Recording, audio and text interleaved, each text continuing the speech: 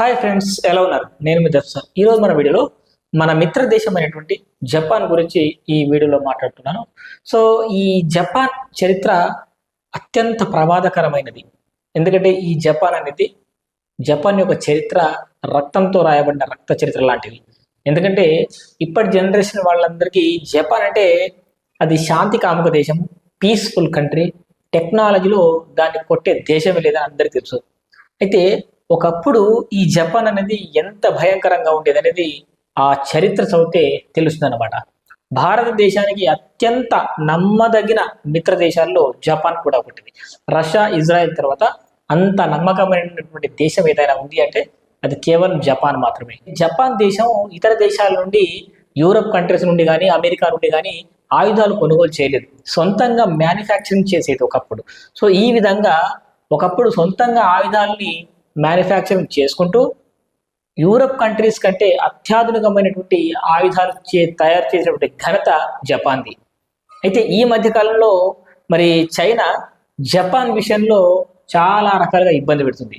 ఎందుకంటే south China see మొత్తం నాదే, ఇక్కడ ఉన్నటువంటి దీవులన్నీ నాయే అని చెప్పేసి, ఐలాండ్స్ అని నావే అంటూ మరి ఇటు జపాన్ని మరి భయపెట్టే ప్రయత్నం చేస్తుంది. ఇటు ఉత్తర కొరియా కావచ్చు, చైనా కావచ్చు. సో ఈ కవ్వింపు చర్యలకు భాగంగా మరి జపాన్ కూడా తన మిలిటరీ శక్తిని పెంచుకోవడానికి ఈ మధ్య కాలంలో కొన్ని అడుగులైతే వేయటం జరిగింది. వాస్తవం చెప్పాలంటే ప్రపంచంలో అత్యంత పెద్ద దేశమైనటువంటి రష్యాని కూడా ఒక్క రాత్రిలో ఆక్రమించినటువంటి చరిత్ర జపాన్ చరిత్ర. అంతేకాదు ఒకప్పుడు ఈ చైనా వాళ్ళని 30 లక్షల మందిని చంపి 60 లక్షల మందిని బంధించిన బానిసలుగా చేసుకున్నటువంటి చరిత్ర జపాన్ చరిత్ర. కాబట్టి ఎన్నో దేశాలను ఆక్రమించింది. ఇటు యూరప్ దేశాలు ఆసియా వైపు కన్నెత్తి చూడాలంటేనే వణికిపోయే రోజులు అవి. సో అట్లాంటి భయంకరమైనటువంటి ఆయుధాలు తయారు చేసింది జపాన్. అందుకే రెండో ప్రపంచ యుద్ధంలో జనరల్గా అమెరికా ఎప్పుడైనా యుద్ధాలు చేసుకునేలా ప్రోత్సహిస్తుందే కానీ యుద్ధాల్లో దిగదు. కానీ ఫస్ట్ టైం అమెరికాని యుద్ధంలో దింపినటువంటి చరిత్ర జపాన్ది. సరే, ఏది ఏమైనా వాళ్ళు అణుబాంబులు వేశారు. సో ఆ తర్వాత శాంతి కాముక దేశంగా మారిపోయింది. ఆ తర్వాత ఆర్టికల్ 9 తీసుకొచ్చిన తర్వాత జపాన్ రక్షణ బాధ్యత మన అమెరికా చూసుకుంటుందని చెప్పేసి మరి వాళ్ళు ఒక అగ్రిమెంట్ చేసుకోవడం జరిగింది.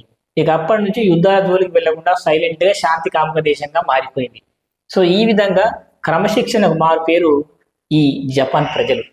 మీరు చూడండి, ప్రపంచంలో అత్యధికంగా క్రమశిక్షణ కలిగినటువంటి పౌరులు, సివిలియన్స్ ఎక్కడ ఉన్నారంటే కేవలం జపాన్లోనే.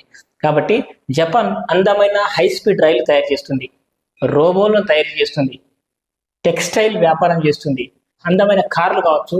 సో ఇట్లా రకరకాలైనటువంటి వస్తువులు తయారు చేస్తుంది. సో ఇవన్నీ తయారు చేస్తే చాలా అందంగా ఉంటుంది.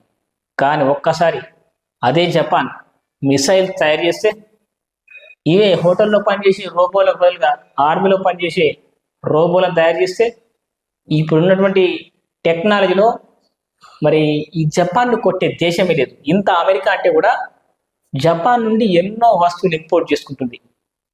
ఈ విధంగా ప్రపంచంలో సున్నితమైనటువంటి వస్తువులు కావచ్చు, హై టెక్నాలజీకి సంబంధించినవి కావచ్చు, జపాన్లో ఉంటాయి. మీరు గమనించండి, ఎన్నో దేశాల కంటే జపాన్ ఒక 50 ఏళ్ళు ముందు అడ్వాన్స్ ప్రపంచంలో జీవిస్తుంది.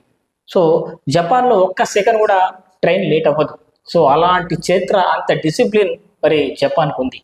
వాళ్ళు అంత క్రమశిక్షణ కలిగినటువంటి పౌరులు కనుక యుద్ధాలు కోరుకుంటే, అంటే వాళ్ళు కావాలని ఆక్రమించడానికి కాదు, ఇక్కడ వాళ్ళు తమని తాము రక్షించుకోవడానికి ఒకవేళ వాళ్ళు డిఫెన్స్ని మరి పటిష్టం చేసుకుంటే పరిస్థితి.